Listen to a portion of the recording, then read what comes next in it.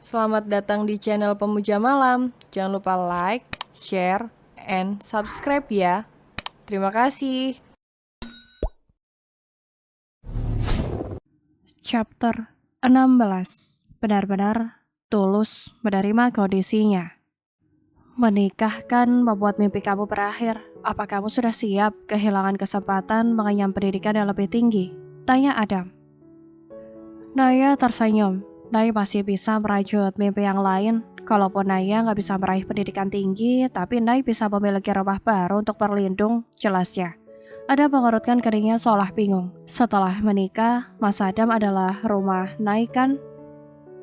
Adam menyunggingkan senyumnya. Dia senang karena Naya mau menjadikannya sebagai rumah untuk pulang. Itu artinya Naya benar-benar tulus menerima kondisinya. Malam itu Adam kembali melamar Naya pada ketiga kakaknya. Meski terlihat sekali mereka tampak keberatan, tapi mereka akhirnya menyetujui dengan syarat mereka menikah setelah 40 hari Pak Subhan dimakamkan. Hari ini Naya buru-buru datang ke rumah Mbok Nirmala ketika mendengar kabar jika Adam terjatuh dari kursi rodanya. Dengan mengendarai motor Tanti, Naya nekat pergi ke kampung Pandean. Fadil kembali tersenyum, tidak sia-sia dia menyemangati sahabatnya karena setelahnya dia melihat kebahagiaan Adam. Setelah mendengar tentang Naya, Fadil merasa Naya memang sangat cocok menjadi istri sahabatnya, gadis sederhana dan sopan, lalu modus wajahnya yang juga cantik alami. Semangat boleh, tapi jangan kebablasan, Dam. Semua bisa dilakukan dengan bertahap. Kalau terburu-buru seperti ini malah justru membahayakan. Untung hanya lecet, tidak sampai cedera. Fadil segera mengobati kaki Adam yang terluka karena jatuh cukup kuat. Sebenarnya Adam sedang belajar pelan-pelan dibantu Walker dan Pris. Mungkin karena merasa perkembangannya yang sangat lambat, dia ingin menanggalkan Prisnya. Tapi yang ada Adam malah terjatuh berlutut dengan cukup kuat. Untung tidak sampai cedera seperti yang dikatakan Fadil. Aku ingin jadi lelaki lebih berguna, bantah Adam. Apa yang ingin kau tunjukkan pada Naya? Bukankah gadis incaranmu itu mau menerima kondisi ini? Aku ingin lebih aktif. Naya yang baru datang langsung disambut oleh Mbok Nirmala. Kebetulan suami Mbok Nirmala sedang diantarkan Pak Benny untuk periksa bulanan ke rumah sakit. Bagaimana dengan Mas Adam, Bu? Tanya Naya tampak khawatir. Adam baik-baik saja. Kamu masuk ke kamarnya saja. Di sana ada Dr. Fadil. Jelas Mbok Nirmala yang sudah bisa menjalankan perannya dengan baik, memanggil majikannya tanpa embel-embel emas. Naya buru-buru berlari ke arah kamar belakang dekat kamar mandi. Di sana Adam beristirahat. Saat hendak mengetuk pintu, ternyata pintu itu tidak tertutup rapat sehingga Naya bisa mendengar percakapan Adam dan Fadil. Sampai kapan kamu membohongi calon istrimu dengan pura-pura miskin seperti ini? Sudah saatnya Naya tahu jika kamu adalah bos yang sebenarnya, bukan malah Pak Benny. Aku masih menunggu waktu yang pas untuk memberitahu Naya yang sebenarnya, timpal Adam. Naya berhak tahu, saran Fadil. Adam mengangguk, yang dikatakan Fadil benar. Naya tanpa sadar kembali menarik tangannya yang hendak menggenggam handle pintu. Dia yang mulai merasa nyaman dengan Adam tiba-tiba meragu. Hati Naya mulai goyah dengan mendengar kebenaran. Semula dia begitu yakin jika akan hidup bahagia bersama Adam. Karena lelaki itu bersedia menyayangi ibunya sepertinya. Namun Naya melupakan satu hal. Perkenalan singkat itu tentu masih menyimpan berjuta misteri. Orang yang sudah menjalin kasih bertahun-tahun tidak mungkin kalah dari orang yang baru dikenal karena tidak ada kebahagiaan yang kekal. Baru dia berbahagia mendapatkan calon suami yang baik, nyatanya di antara mereka ada kebohongan. Kenyataan itu membuat Naya tersenyum miris. Naya pikir Adam adalah masa depannya karena mereka akan memulai dari nol bersama. Namun siapa sangka ternyata Adam adalah orang berpunya. Naya, rupanya Adam melihat kehadiran Naya. Naya tersenyum canggung kemudian hendak berbalik pergi. Tetapi Adam segera mengejarnya dengan mengayuh cepat kursi rodanya. Nay, Adam terus memanggil tapi Naya abai. Nay, please dengerin penjelasan aku dulu, seru Adam yang akhirnya membuat Naya berhenti. Tidak perlu mas, Nay sudah dengar semuanya. Naya akan kembali melangkah namun mendengar rintihan Adam membuat Naya menoleh. Sedetik kemudian Naya berlari menghampiri Adam yang terjerembab di lantai. Mas Adam, bekik Naya buru-buru membantu Adam bangkit, tapi Adam menepis tangan Naya. Jangan hiraukan aku, Nay. Naya meraih tangan Adam, sementara Adam berusaha menepis tangan itu dengan sopan. Maaf karena aku berbohong. Setelah beberapa saat hanya ada keheningan, Naya tiba-tiba menangis. Dia mengusap kasar air matanya yang seakan tidak mau berhenti mengalir. Adam mematung. Kenapa mengetahui kebenarannya, Naya justru marah dan sedih seperti ini.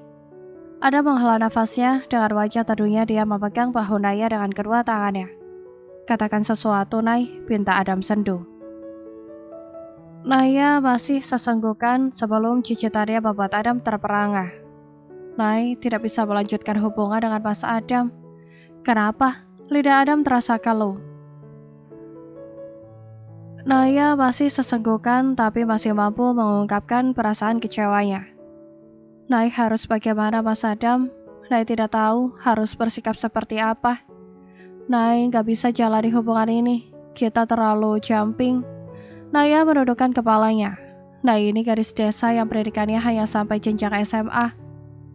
Sedangkan Mas Adam sudah menempuh pendidikan tinggi dan juga seorang laki-laki yang kehidupannya sudah mapan. Suara Naya semakin serak. Lalu, kenapa jika saya punya pendidikan tinggi dan mapan?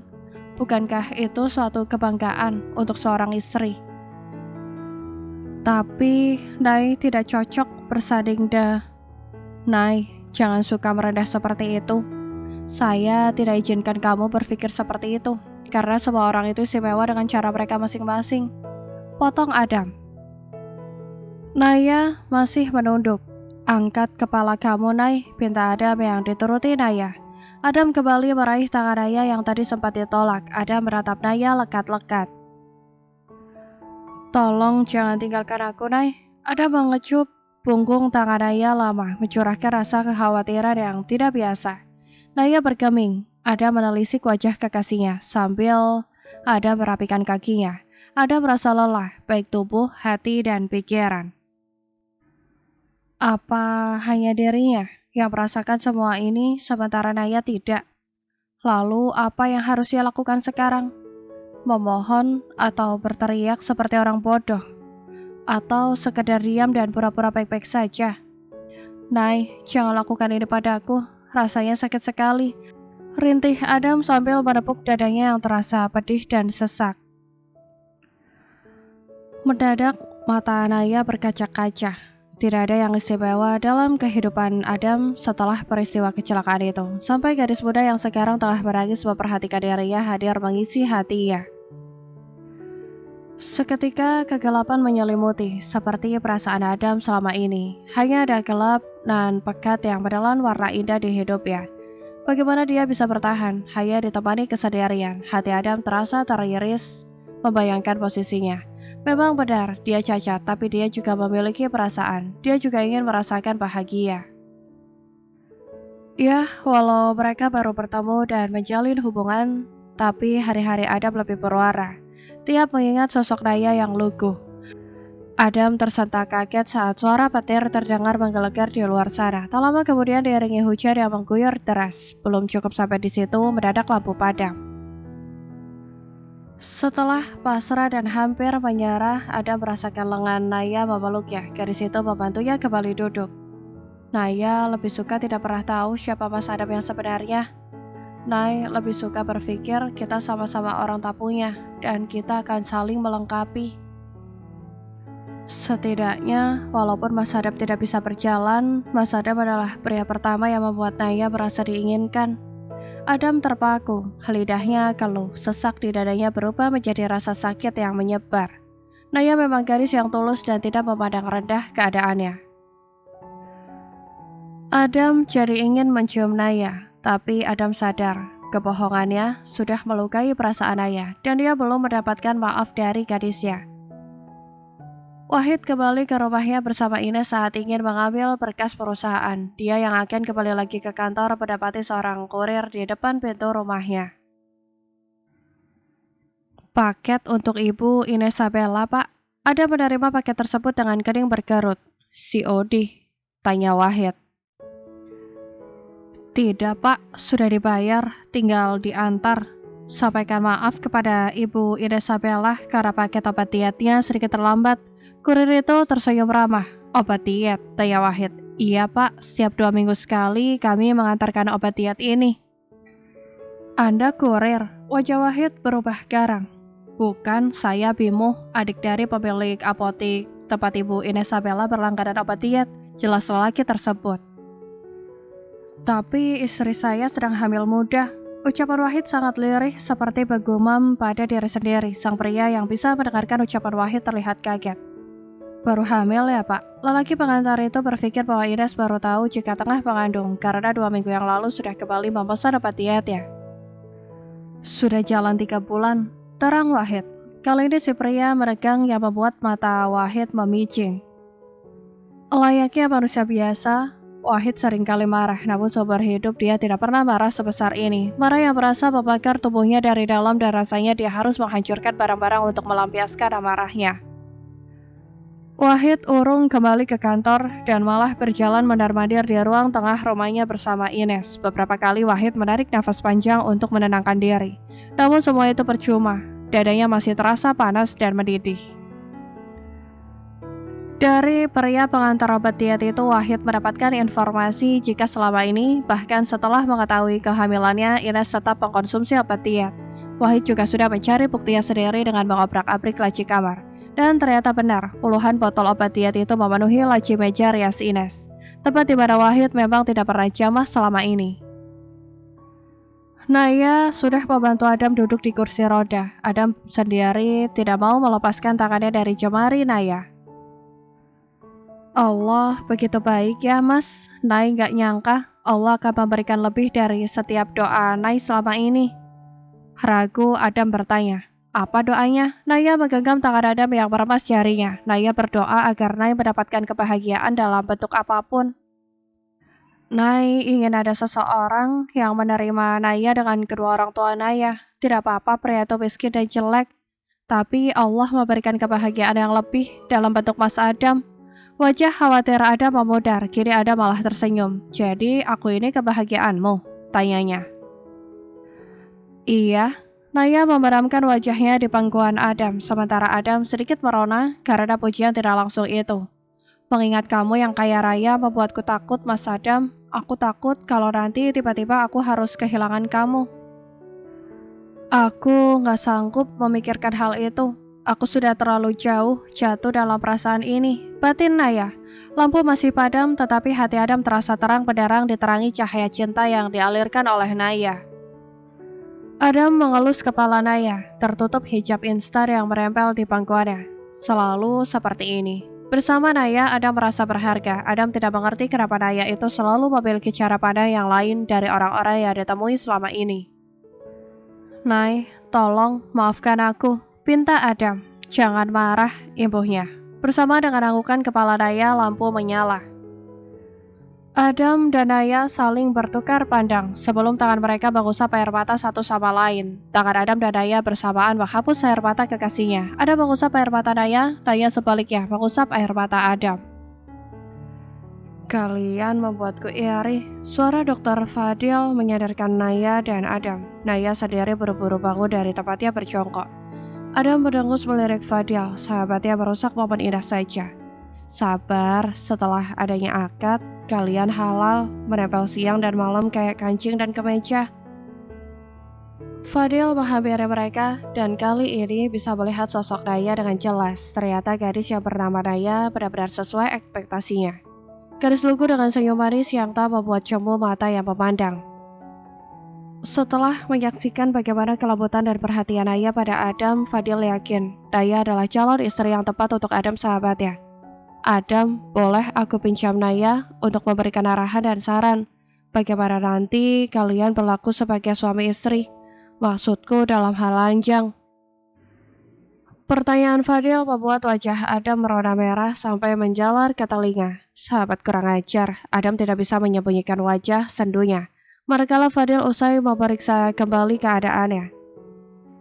Ternyata benar, dia memiliki gangguan seksual yang disebabkan cedera tulang belakang akibat kecelakaan yang hampir terjadi lebih dari 8 tahun silam.